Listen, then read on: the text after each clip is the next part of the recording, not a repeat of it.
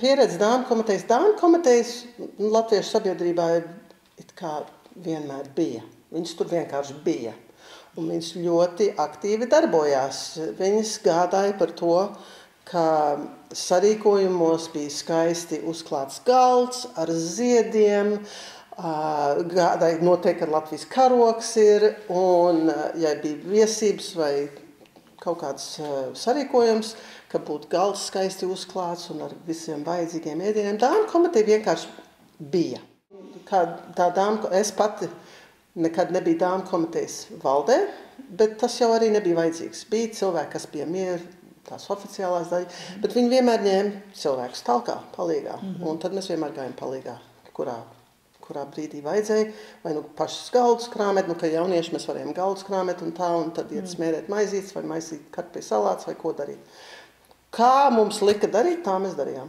Un man liekas, ka ir arī atšķirība, ja vispār runā par dāmu komitejām un dalību, par pašu pilsētu, jo lielpilsētās, piemēram, Toronto un Ņujorka bija ļoti daudz latviešu un vairākas draudzes un vairākas organizācijas, kurās bija katrais bija savu dāmu komiteju.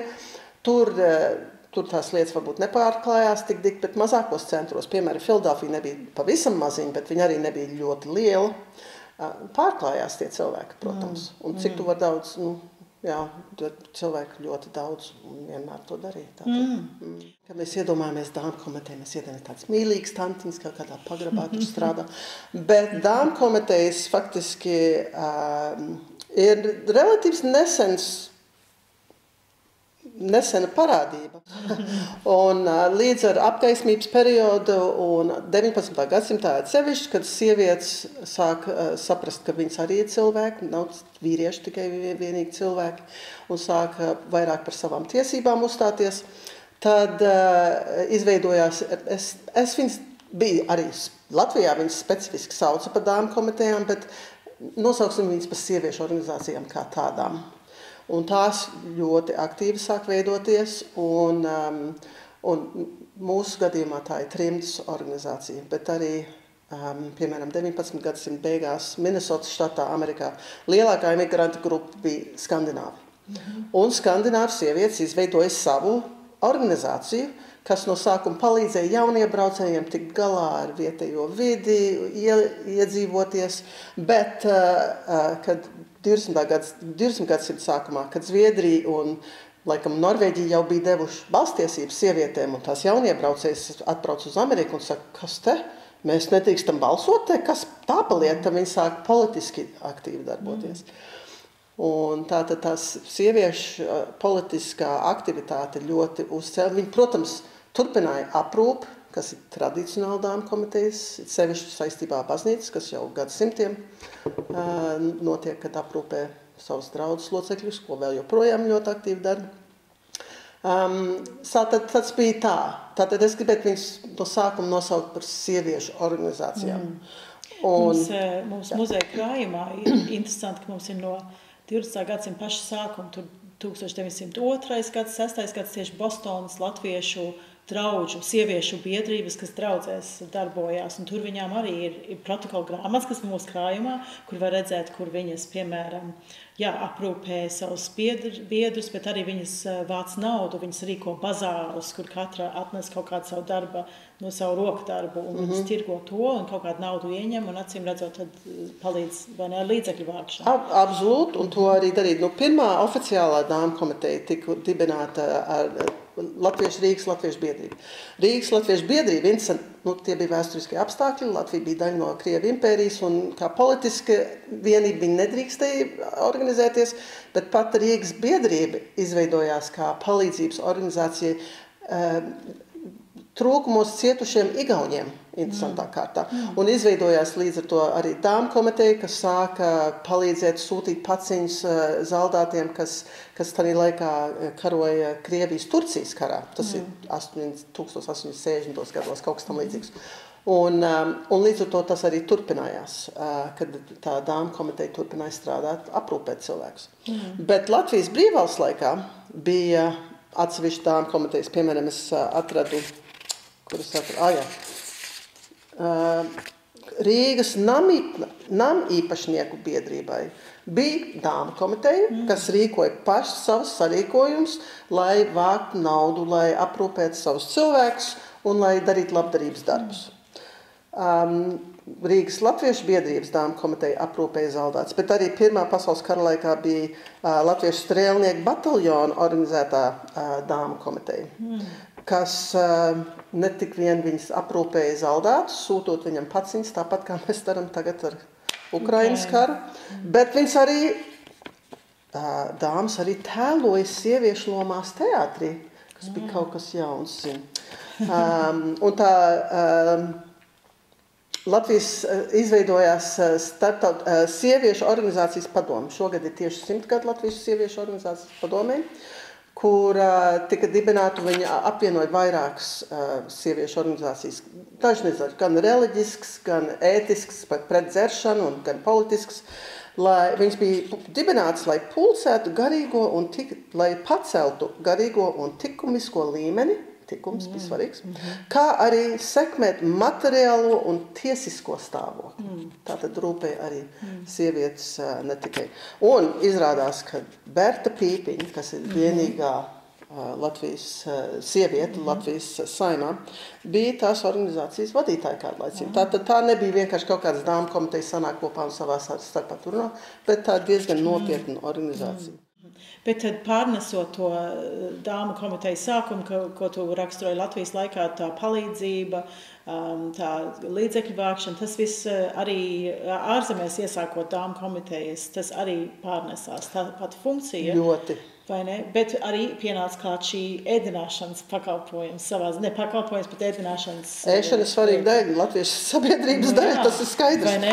Nevar noturēt jebkuru sapulci vai kādu nopietnāku sarīkojumu, ja nav ēdienas iesaistīts. Un, protams, tas, jā. Bet es Austrālijā, es zinu, ka bija dāmu komitejas, bet es no sava nama atceros vairāk Daugavas Vanadzes.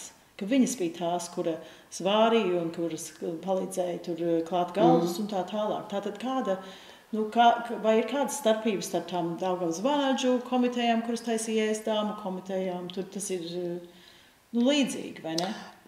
Jā, es domāju, ka tas ir ļoti līdzīgi. Es nedomāju, ka Daugavas Vanadzes būtu priecīgs, ja viņas nosaukt par Daugavas Vanadžu dāmu komiteju. Nē, noteikti nē. Jo viņam tomēr bija savs mandāts un ko viņa darīja. Un, lai gan viņas bija tās, es vismaz atceros no Ņujorkas pieredzes, kad es biju skaitījos Daugavas Vanadzēs un mēs bieži gājām uz Bronx, uz Daugavas Vanagnam, kad bija tāda lielāka pasākuma. Kurš te bija virtuvē?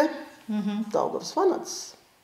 Tātad viņas bija galvenās, kas to visu kārtoja, lai gan tas nebija viņa īpašais mērķis, viņa rezondēt. Tas nebija, kāpēc viņas pastāvēja vienkārši, lai pabarotu citus cilvēkus. Bet es domāju, ka visā visumā viss tās organizācijas, vai tā bija draudze, vai tā bija biedrība, vai Daugavas Vanadzes, tas bija, lai pulcinātu latviešus, uzturēt latvisko garu, bez šaubām, veicināt latviešu tradīcijas, ieskaitot valodu un arī ēdienu. Bet tad pastāst par tām komitejām pašām, vai tu zini kaut kādus stāstus vai kādus tādus paradumus, kā tās komitejas strādā, jo es vismaz par Daugavas Vanadzēm manā pilsētā atceros, kad noteikti bija tāda vadītāja, kura zināja, kā visam ir jābūt, citas tur izpildīja, vai tu zini kaut ko par to iekšējo mikroklimatu, kāds bija dāmu komitejās, ja ir raksturīgs? Man liekas, kā parasti tas ir ļoti atkarīgs no personības, un arī man liekas, ka no vietējās sabiedrības, jo mazāk tā pilsēta, piemēram, jo ciešāk tiem cilvēkiem bija jāsadarbojās, un tad varbūt nevarēja izlekt, varbūt būtu pārāk vīzdegunīgi vai pārāk valdonīgi, jo tomēr, ja tu nokaitinās, neviens tev nenāks, un tad kas būs. Piemēram, es strādāju Latviešu centrā ilgus gadus Toronto. Un tādā laikā tagad tas ir paputējis, jo vienkārši nav to cilvēku vairs. Diemžēl jāsaka, ka tie jauniebraucēji, kas brauc, viņi nav ar mieru ziedot savu laiku. Visi grib tagad tikai un vienīgi par naudu strādāt. To es varu saprast, bet viss tas, ko uzbūvēja man vecāka paudze, un mēs pat gājam un brīvprātīgi strādājam, darījam to, pavadījām veselas dienas, darot jebko sabiedrības labā. Toronto centrā, piemēram, bija azaidi katru sestdienu, un tas bija tikai un vienīgi naudas vākšanas kampaņa, lai centrs var turpināt savu darbību. Un tā kā 4 svētdienas mēnesī parasti bija 4 azaidi komandas. Un atkarībā tā komanda izveidojās sava, jo Toronto bija diezgan latvieši, ka varēja izveidot vienu, un tad visu sestdienu, visu svētdienu viņi dzīvoja centrā reizi mēnesī un pasniedz azaidu cilvēkiem, par ko cilvēki, protams, maksāja.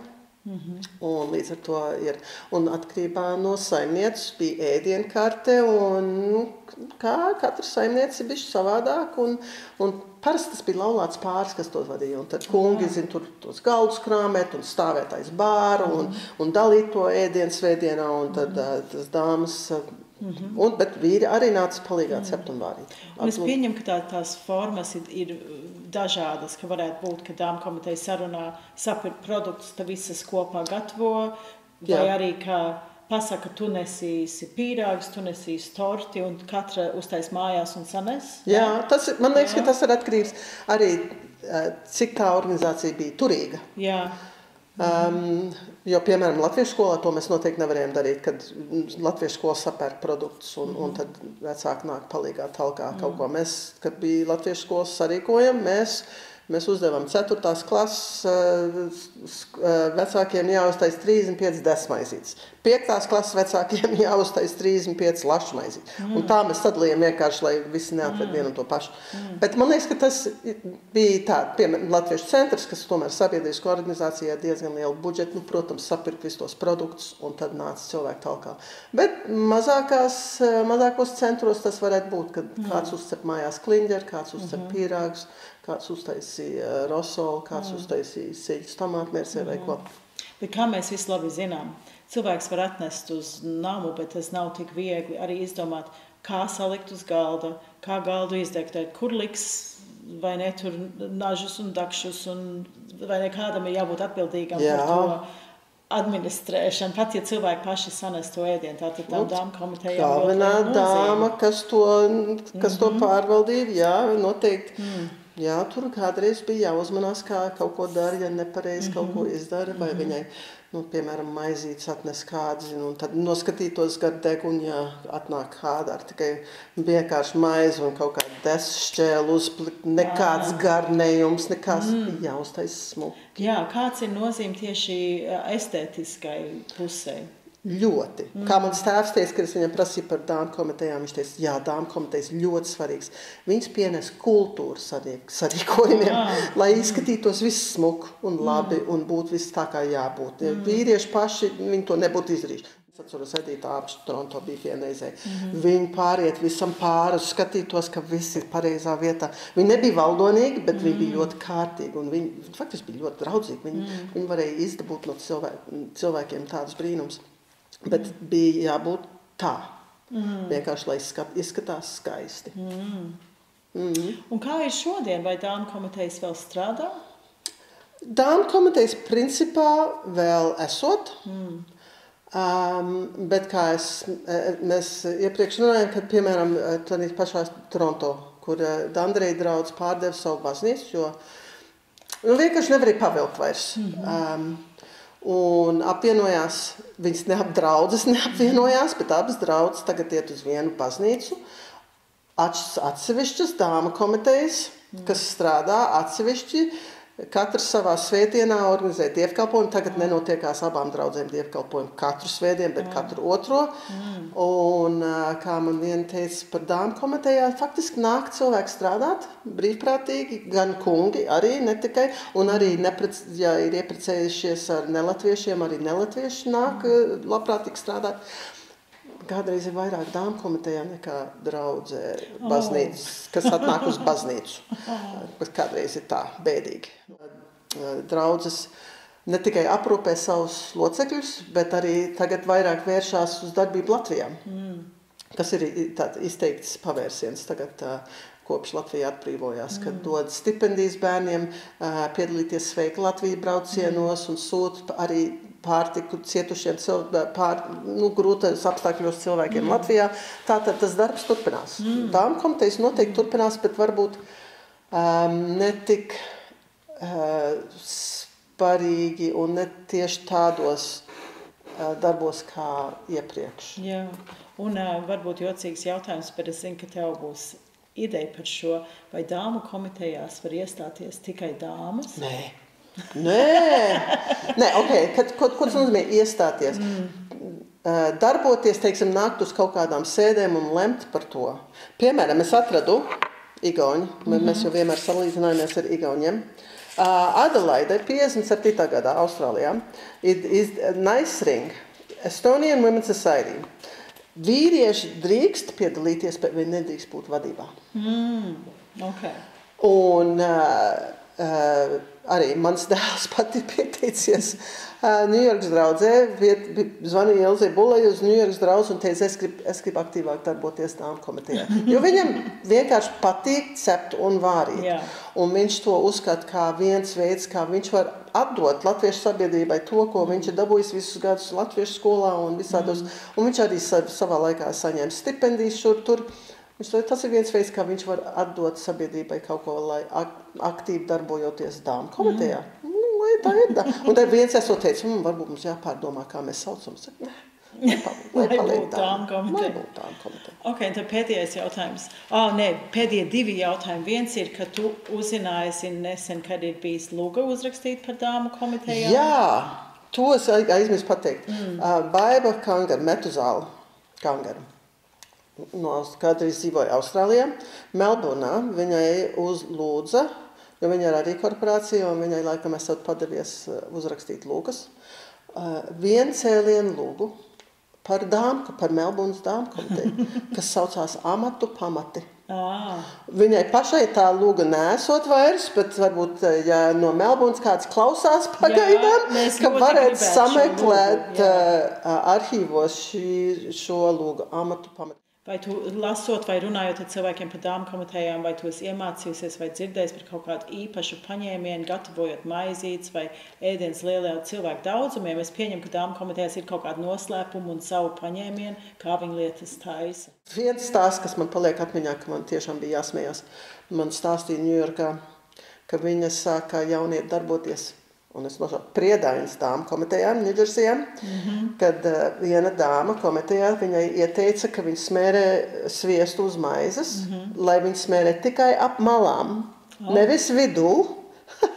Es nezinu, vai tas bija taupības dēļ, jo tā sabiedrība nebija pārtikus tajā laikā, vai tā bija vienkārši ļoti skopa saimniece, es nezinu, bet vienkārši ap maliņām tikai to sviestu smērēt, lai tā dešķēle nenoslīd no tās maizes. Un es tā smējos, ka es to dzirdēju, es domāju, kur toties man citi cilvēki teica, jo man mamma arī teica, nē, ja tu smērē maizi, tu smērē kārtīgi, lai ap visām malām arī būtu, bet ne kārtīgi sasmērē to maizi. Bet, lai viņi nav savs. Katram savs paņēmiens. Ir tādi interesanti knifiņi. Mēs tā pavīpsnājām, ka mēs runājam par dāmu komiteju. Iedomājamies balts krekliņas, tautas starp saktiņu pie kakla un zila bruņš un tā, un priekšauts. Bet viņš bija tās, kas paturēja, kas uzturēja latviešu sabiedrību. Jā, ļoti svarīga daļa no visa, ko mēs piedzīvojam, ka mēs dzīvojam ārpus Latvijas.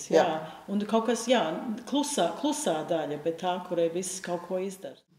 Brīnišķīgi. Paldies, ka tu atnāci šodien, un mēs varētu tagad iekost maizītes. Es ēdīsim maizītes. Paldies.